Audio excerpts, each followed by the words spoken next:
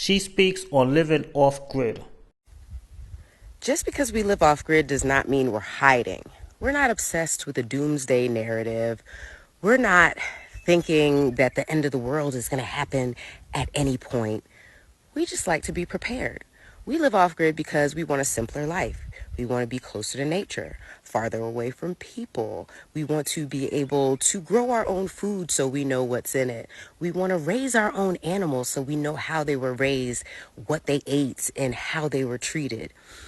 In no way, shape, or form are we hiding out from anybody, or we trying to be secretive, or we're just worried about people finding us. I think that's what people don't understand about most off-gridders. However, if something bad were to happen in this country, we would be pretty well insulated. And the way of life that we are building because we enjoy building it is beneficial in so many ways. Less connected to the system, less dependent on the system.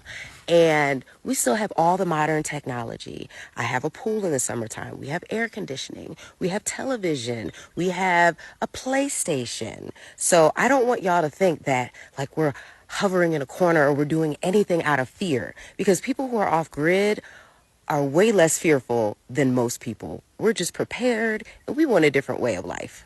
I live off grid in the mountains in the middle of nowhere, and people love to comment when shit hits the fan that we're going to be the first people that they come after.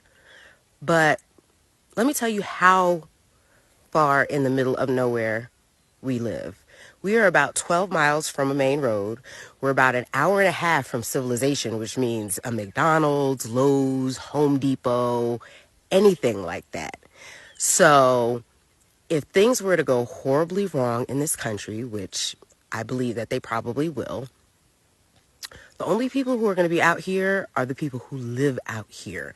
People are not going to be venturing. The government is not going to be venturing to the people in the farthest corners of the country anytime soon. The people in the cities, in the suburbs, and even in the partially rural areas are going to be the ones that will be hit first.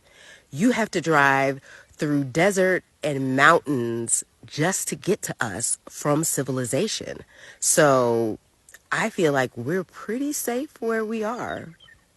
Ain't nobody coming to get us out here.